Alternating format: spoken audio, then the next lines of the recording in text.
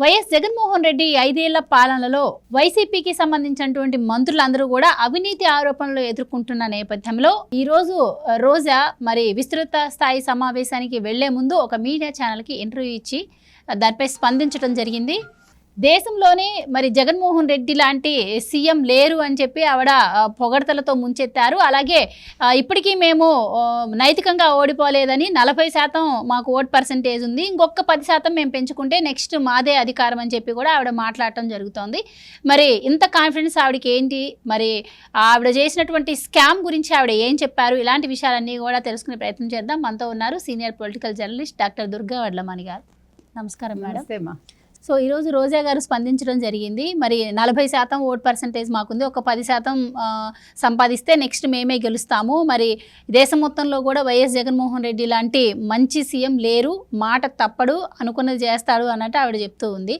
So ఎలా చూడవచ్చు అంటారు మేడం ఆమె వ్యాఖ్యలను? అంటే ఇవాళ ఆయన ధైర్యం ఇచ్చాడు మా వీళ్ళందరికీ, మీరు వెళ్ళి మాట్లాడండి అని. మరి మన కర్రపుచ్చుకుని బెదిరిస్తున్నాడో లేకపోతే ఫోన్లో బెదిరించాడో మనకు తెలియదు.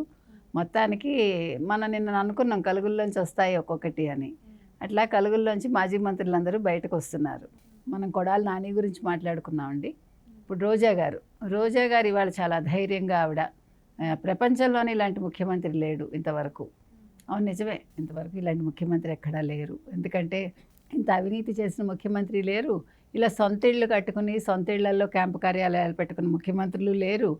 ప్రభుత్వ భవనాల్లో ఉండడం అనేది, ప్రభుత్వ భవనాల్లో ఆఫీస్ నడపడం అనేది ఒక చాలా తక్కువ స్థాయి అనుకునే ముఖ్యమంత్రుల్ని మనం చూడలేదు. ఎందుకంటే క్యాంప్ ఆఫీస్ ఇంట్లో పెట్టుకుని నడపడం అనేది ఈయన ఒక్కళ్ళ దగ్గరే మనం చూస్తున్నాం. అంటే ఇంట్లోంచి కదలకుండా అది మరి ప్రాణభయమా, పరిపాలించడం రాదా మనకి తెలియదండి. సో ఏది ఏమైనా ఇవాళ చాలా ధైర్యంగా రోజా గారు బయటకు వచ్చారు. అయితే మీరు అన్నారు ఒక ఛానల్కి ఇచ్చిన ఇంటర్వ్యూలోని, అది బయట ఛానల్ కాదండి. కాబట్టి ఆవిడ ఎలా కావాలో అలా అనుగుణంగానే మాట్లాడతారు. అది వాళ్ళ ఛానల్ కాబట్టి వాళ్ళ ఛానల్లో అతను అడగలేడు గట్టిగా ప్రశ్నలు ఏమి అడుగుతాడు. సో వాళ్ళు ఏమి స్క్రిప్ట్ ఇస్తే ఆ స్క్రిప్ట్ అక్కడ మాట్లాడతాడు. కాబట్టి స్క్రిప్ట్కి అనుగుణంగానే ఆవిడ కూడా చెప్తారు. ఎందుకంటే అక్కడ బాస్ ఏం చెప్పమంటాడో అదే చెప్తారు కదా ఆవిడ కూడా. సో అందుకని ఆవిడ ఏమంటారంటే 500 కోట్ల భవనం అనేది మనం నిన్న చెప్పుకున్నట్టుగా ఆవిడ 7 స్టార్ అంది దాన్ని. అది 7 స్టారు మేము టూరిజం తరఫున కట్టించాను, నా జీవితంలో నేను ఒక మంత్రిగా అప్పట్లో నేను కట్టించడం అనేది నాకు చాలా గుర్తుండిపోయే విషయం అంటుంది ఆవిడ, చాలా గొప్పగా చెప్పుకుంటా. సరేనండి, మీరు 500 కోట్లు ఇచ్చి ఒక 7 స్టారు హోటల్ కట్టించారు, మరి అదే 500 కోట్లతోటి ఒక సెక్రటేరియట్ ఎందుకు కట్టించలేదు? అది ముఖ్యం కదా. పోనీ మీరు వైజాగ్ నుంచి మీరు పరిపాలన కొనసాగించాలనుకున్నారు, మరి సెక్రటేరియట్ ఎందుకు కట్టించలేదు?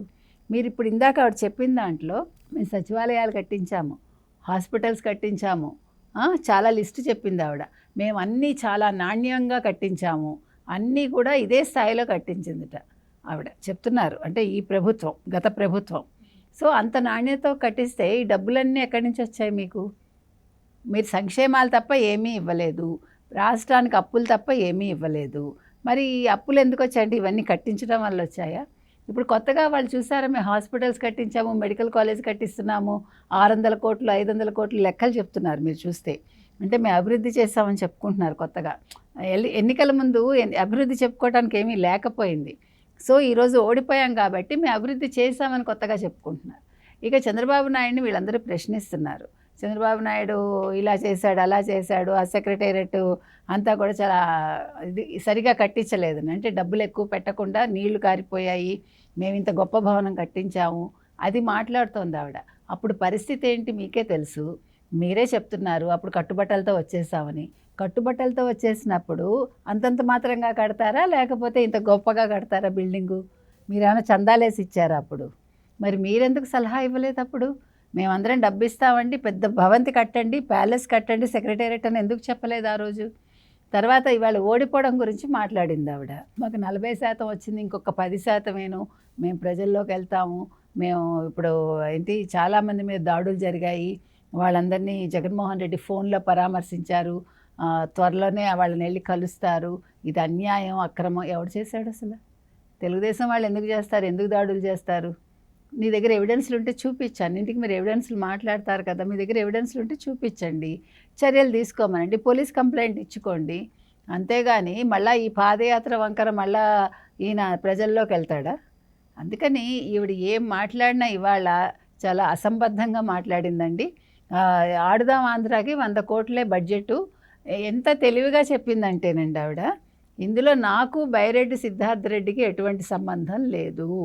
ఎందుకు లేదుట? టెండర్ వేస్తే టెండర్ ఎవరికో ఇచ్చింది అప్పుడు సెక్రటరీట. అప్పుడు ఎవరైతే ఉంటారో ప్రిన్సిపల్ సెక్రటరీయో ఏ సెక్రటరీయో మనకు తెలియదు, స్పోర్ట్స్ సెక్రటరీ ఎవరైతే ఉంటారో ఆయన ఇచ్చారట. అందుకని అసలు ఎవరికి ఇచ్చారో కూడా ఆవిడకి తెలియకుండా ఆవిడ ఒక మంత్రిగా కొనసాగారు అప్పట్లో. ఆవిడ చెప్తుంది అర్థమైందా మీకు? తన శాఖలో ఏం జరుగుతోందో, ఎవరికి టెండర్ వెళ్ళిందో కూడా తెలుసుకోకుండా ఆవిడ ఆడుదాం ఆంధ్రాలో ఆవిడ పాల్గొన్నారు. సో ఇలాంటి వాళ్ళు మంత్రులుగా పనికొస్తారా లేదా ప్రజలు నిర్ణయించుకోవాలి. ఎందుకంటే నీ శాఖలో ఎవరికి ఇచ్చారో అది డబ్బులు నువ్వు కదా సంతకం పెట్టాలి ఒక మినిస్టర్గా. ఇప్పుడు సెక్రటరీ ఫైల్ తెచ్చినప్పుడు మినిస్టర్ సంతకం పెడుతుందా అండి, లేకపోతే పిఏ సంతకం పెడతాడా? అంటే అక్కడ ఎవరికి ఇచ్చారో తెలుసుకోకుండా నువ్వు సంతకం పెట్టావా? బైరెడ్డి సిద్ధార్థ రెడ్డి ఎక్కడి నుంచి వచ్చాడు? ఆ రెడ్డియే కదా ఉన్నాడు అక్కడ, నువ్వు ఒక రెడ్డివే. మీరందరూ కలిపి ఏం చేశారు? గోల్మాలు.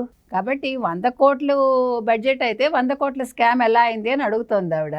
సరే లెక్కలు బయటకు వచ్చినప్పుడు అప్పుడు తెలుస్తుంది కదండి. కాబట్టి ఇప్పుడు ఆవిడ ఏది చెప్పినా కూడా ఇవాళ వీళ్ళందరూ బయటకు వచ్చారు, నోర్లు లేస్తున్నాయి. అర్థమైందా మీకు? సో ఈ నోర్లు లేవడానికి వెనకాల కారణం చూడాలి. తప్పు చేసిన వాడు ఎప్పుడు కూడా నేను తప్పు చేశాను ఒప్పుకోడు. కాబట్టి అది తప్ప ఒప్ప అనేది త్వరలో ప్రభుత్వం చూసుకుంటుంది. న్యాయశాఖలు ఉన్నాయి దానికి తగ్గట్టుగా, వాళ్ళు బయటకు తీసుకొస్తారు, కోర్టులు ఉన్నాయి. అందుకని వీళ్ళు ఏం చేస్తారో అన్నీ బయటకు వస్తాయండి. Right madam. అయితే ఈవిడ ఈరోజు మరి ఇలా మాట్లాడుతున్నారు. ఇప్పటికే ఆడుదాం ఆంధ్రాలో ఈవిడ స్కామ్ చేశారని చెప్పి వార్తలు వినిపిస్తూ ఉన్నాయి. అలాగే రేపు రిషికొండ వ్యవహారంలో కూడా ఈవిడిని విచారిస్తే మొత్తం అంతా గుట్టు బయటకు వస్తుందని చెప్పి ఇప్పటికే మాట్లాడుతున్న పరిస్థితి. సో ఎందుకంటే ఆ రోజు మరి అది రిషికొండ అంశం కోర్టులో ఉన్నా కూడా ఈవిడ వెళ్ళి రిబ్బన్ కటింగ్ చేశారు. మరి ఆ రోజు మీడియాను కూడా అలో చేయని పరిస్థితి. అండ్ రిషికొండ ఎప్పుడైతే రహస్యంగా మరి గ్రీన్ మ్యాట్ పరిచి ఎవరిని అలో చేయకుండా ఉన్నప్పటి నుంచి ఇప్పటి వరకు చూసుకుంటే ఈవిడ నుంచి రకరకాల మాటలు అయితే మనకు వినిపించాయి. సో అలాంటి ఆవిడ మరి రేపు ఈ స్కామ్లో కూడా ఇరుక్కునే అవకాశం ఉండొచ్చు అని అంటున్నారు. సో ఈ స్కామ్లన్నీ ఆవిడ చుట్టుముడితే మరి రోజా గారి ఫ్యూచర్ ఏంటంటారు? ఇప్పుడు మీరు చెప్పినట్టుగా రిషికొండ ఏదో చాలా ఓపెన్గా ఉన్నాం మేము, మా అందరికీ తెలిసిది, టెండర్లు వేసాం మేము, తర్వాత ఏమో న్యాయ సలహాలు తీసుకుని కేంద్రం పర్మిషన్ తర్వాతే కట్టాము ఇన్ని చెప్పారు ఆవిడ. మరి చెప్తే మీరు ప్రారంభోత్సవానికి ఎందుకు పిలవలేదు? మరి కోర్టులో కేసులుంటే మీరు దొంగతనంగా ఎందుకు ప్రారంభోత్సవం చేశారు? దానికి కూడా ఆన్సర్ ఇవ్వాలి కదండి. ఇప్పుడు ఈ స్కాములన్నీ ఆవిడని చుట్టుముడితే ఆవిడ ప్రజల్లోకి ఇప్పుడే వెళ్ళలేని పరిస్థితి, రేపొద్దున అసలు వెళ్ళలేదు. ఏదైనా రోజా రాజకీయ భవిష్యత్తు అయితే క్లోజ్ అయిపోయిందండి, అందులో సందేహం లేదు మనకి. ఆవిడ ఏ మొహం పెట్టుకుని ప్రజల దగ్గరికి వెళ్తారు? ఈ 5 ఏళ్లలో చంద్రబాబు నాయుడు గారు కావచ్చు, పవన్ కళ్యాణ్ గారు కావచ్చు, లోకేష్ గారు కావచ్చు, వాళ్ళు చేసేది చేసి చూపిస్తారు. అప్పుడు వీళ్ళందరూ మాట్లాడటానికి కూడా ఉండదు వీళ్ళకి. వీళ్ళు ప్రజల్లోకి వెళ్ళి వీళ్ళ వాణి వినిపించడానికి కూడా అవకాశం ఉండదు. కాబట్టి ఈవిడ మరి ఏం చేసుకుంటారో, సినిమాల్లోకి వెళ్తారా మళ్ళా, ఆవిడ ఫ్యూచర్ ఆవిడ నిర్ణయించుకోవాలి. ఆవిడ జగన్మోహన్ రెడ్డిని పట్టుకుని కూర్చుంటే జరిగేది ఏమీ లేదు, ఒరిగేది ఏమీ లేదు. అసలు జగన్మోహన్ రెడ్డి గారి గురించి తీసి పక్కన పెడితే ఈవిడ నగరీ నియోజకవర్గంలో ఈవిడ పోటీ చేసే ఛాన్స్ కూడా ఈసారి కనిపించట్లేదు కదా మేడం. అసలు నగరి వదిలేసాడు, నగర్లోకి అడిగే పెట్టనివ్వని అన్నారు కదా వాళ్ళు. కాబట్టి ఈవిడ నేను అనేది ఏంటంటే, ఇప్పుడు బాసే జైలుకి వెళ్ళడానికి రెడీగా ఉంటే ఈవిడ ఇంకా ముందే ఉండాలి కదా. అందుకని వెయిట్ చేద్దామండి అంతే. Thank you so much madam.